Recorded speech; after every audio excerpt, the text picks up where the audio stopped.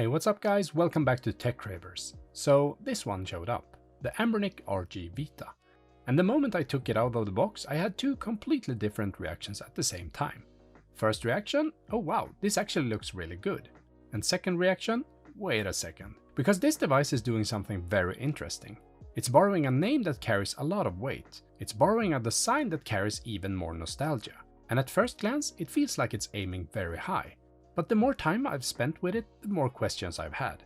What is this really actually trying to be? Who is it really for? And does it make sense in today's handheld market? I've been testing it properly, gaming, tweaking, comparing expectations versus reality, so let's talk about it.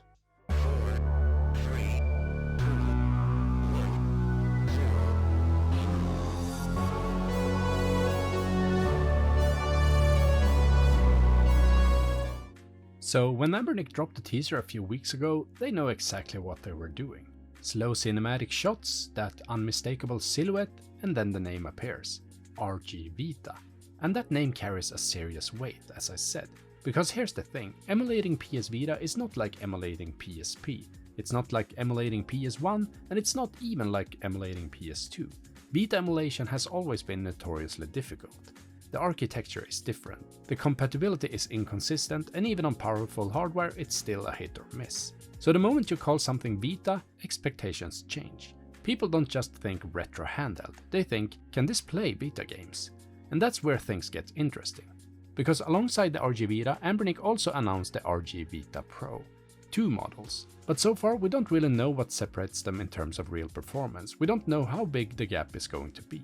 And when the specs for the standard model started circulating, the Unisoc T618, that raised eyebrows. Not because it's a terrible chip, but because if you know anything about Vita emulation, you know that this isn't the kind of hardware that's going to brute force its way through that library. So suddenly the hype shifted. From this looks exciting to wait, what is this actually meant to do?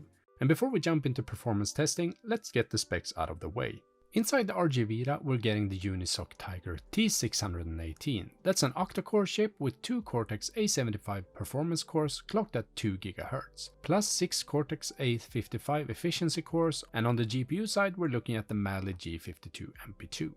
Now, if that sounds familiar, it should. We've seen this chip multiple times before in earlier Android handhelds. It's not new, it's not cutting edge, it's proven, but it's also very much from previous generation of devices. RAM comes in at 3 GB, and that's modest, especially in 2026. Android itself eats a chunk of that, and once you start running heavier emulators, you can feel the limitation. Storage is 64 GB internally, and you can expand it with micro SD cards, so at least you're not stuck there. Up front we got a 5.46-inch IPS touchscreen running at 1280 by 720. It's a 16:9 panel at 60 Hz, which makes sense for PSP, streaming and Android gaming. It's not OLED and it's not high refresh rate, but it's a clean, modern panel that fits the form factor.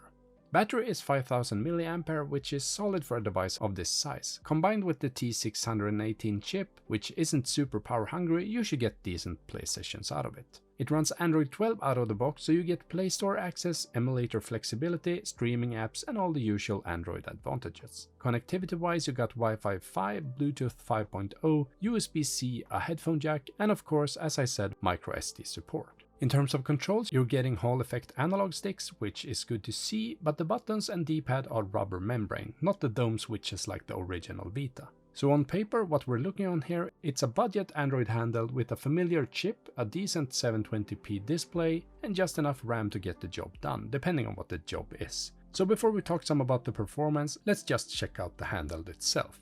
The analog sticks have RGB lighting around them, which we have seen on most of Anbernic's recent handhelds. And yes, you can customize the lighting directly from the standard Android swipe down quick settings menu, so changing colors or turning it off is quick and easy. The sticks are roughly Nintendo Switch size, so they feel familiar right away. And just like on the original PS Vita, the left analog stick is positioned below the D-pad instead of above it. And as I mentioned earlier, both the D-pad and the face buttons use rubber membrane switches. That means they feel very similar to most of Anbernic's recent handhelds, soft, quiet and slightly cushioned, but they don't feel anything like the original Vita's dome-style buttons, which had a much crisper and more tactile click to them. Both the shoulder buttons and the triggers are rounded and follow the curve of the RG Vita's body in a very clean aesthetic way. Visually, they blend in nicely with the overall design. However, both the shoulder buttons and the triggers are clicky. They don't have any real travel at all. There's no analog input here, just a simple on-off press, and that means newer racing games, for example, can feel a bit strange since you don't get that gradual throttle control. On the back, just like on the original PS Vita, you got these small sculpted indentations, little grip areas built into the shell. But honestly, on the RG Vita they feel 100% aesthetic and 0% functional. They look nice, they add to the Vita inspired design language, but in terms of actual grip or ergonomics, they don't really do anything where they're positioned. But in terms of overall size, compared to original Vita, you can clearly see that the RG Vita is noticeably larger. It's wider, slightly bulkier, and that naturally contributes to a more substantial grip in the hands. For longer gaming sessions, that extra size actually works in its favor. It feels a bit more modern and less cramped. The analog sticks are also a clear upgrade over the PS Vita's tiny mini sticks. Those old Vita sticks were impressive for their time, but they were small and limited in range. Here you're getting full-size Switch-style sticks, which gives you a better control, more precision, and just a more comfortable experience overall. Aside from size difference and the upgraded sticks though, I think that Anbernic has done a solid job capturing the essence of the original Vita's design. The proportions, the front layout and overall silhouette is instantly recognizable. It feels like a tribute to that iconic handheld, even if it's not a one-to-one replica. Another company that tapped into the same nostalgia about a year ago was AWN with the Odin 2 Mini. Now that's a much more powerful device powered by a Snapdragon 8 Gen 2, so we're talking about a completely different performance tier. And just like the RG Vita, it clearly takes inspiration from the PS Vita in terms of overall design language. But there's one key difference in the layout. On the Odin 2 Mini, the left analog stick is placed above the D-pad instead of below it. And that actually makes a lot of sense, because with that kind of chipset you're much more likely to spend your time playing GameCube, Wii and PS2, systems where the analog stick is primary input. So prioritizing the stick placement over the D-pad is a logical decision for a performance-focused handheld. So while both devices borrow from the Vita aesthetically, they're clearly built with different expectations in mind. But alright, let's talk about what actually matters. How does it perform? Starting with the older retro systems, and here the RG Vita is completely in its comfort zone. Everything in that classic retro range runs exactly the way you'd hope. We're talking about the era of 2D pixel-based systems and early 3D consoles, and performance is smooth, stable and easy to configure. RetroArch works well, and if you're the type of person who really likes tweaking shaders, scanlines, aspect ratios or color profiles, you absolutely can. But the important thing is, you don't have to. Out of the box the experience is solid. Games boot quickly, they run at full speed and the input latency feels normal. For retro gaming up through that late 90s console era, this is a very comfortable handheld. Once you move into that early 3D generation, things like PS1 and N64, performance is still generally good. Most titles run at full speed without major intervention, and this is really where the T618 still proves it's a capable chip. So if your goal is retro gaming up to that level, the RG Vita absolutely delivers. Now let's move on to PSP. And here, honestly, it performs really well also. In my testing, God of War Chains of Olympus runs smoothly, and that's not exactly a lightweight title. I've also played Loco Roco 2 and a few other PSP games, and overall the experience is very solid. The 16:9 720p display works nicely for PSP content, and this feels like one of the sweet spots for this device. So far so good, but then we step into GameCube and PS2 territory. And this is where things change. Yes, you can get some GameCube titles running. With enough tweaking, lowering resolution, adjusting back-end settings and playing around with performance hacks, you can squeeze out playable results in certain games.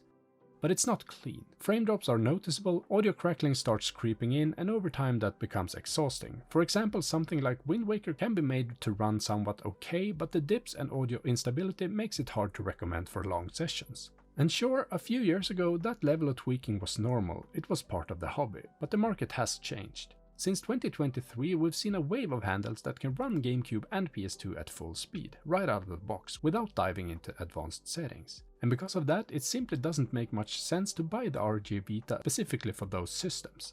It's not that it's impossible, it's that it's no longer worth the compromise. And then we get into the obvious question, PS Vita emulation. Now, I always try to give a balanced take on these devices and I care a lot about the out-of-box experience. And here's something interesting. Anbernic, who are usually very good at pre-installing and configuring emulators, have not pre-installed a PS Vita emulator on this device. And that tells you a lot. If a company that normally sets everything up for you chooses not to include Vita emulation by default, that's probably a realistic reflection of what you can expect performance-wise. Vita emulation is demanding, compatibility is still inconsistent even on stronger hardware, and on a T618 with 3GB of RAM, this was never going to be a Vita emulation powerhouse. So if you were hoping that the name RG Vita meant you'd finally get a smooth Vita emulation machine in this price range, that's not what it is. Now there's still one big question mark, the price. Anbernic hasn't officially announced it yet, they're currently closed for Chinese New Year, so replies to my questions are likely delayed. But as soon as I get confirmed details, I'll update you guys on my community wall. But let's be honest, pricing is going to decide everything here. We already know where the performance sits, strong for retro, solid for PSP, but it's not a high-end emulation machine. So this needs to be aggressively priced. If Anbernic managed to bring it in comfortably under $100, I can absolutely see people finding value in the nostalgia, the design and the overall package. But if it goes higher than that, it becomes a much harder recommendation. So for now, we have to wait and see. The RG Vita is a good looking, comfortable handle that handles retro gaming really well and runs PSP without issues. But it's also built on older hardware and that limits how far you can realistically push it. It's not a Vita emulation machine, it's not a GameCube or PS2 powerhouse, it's a stylish retro Android handheld, and whether that's enough really comes down to the price. I'm very curious to see what the Pro model brings to the table, and of course I'll update you guys as soon as I know more. If you enjoyed this breakdown, make sure to drop a like, it really helps the channel, and if you want more honest handheld reviews like this one, consider subscribing. Thanks for watching, and I'll see you in the next one.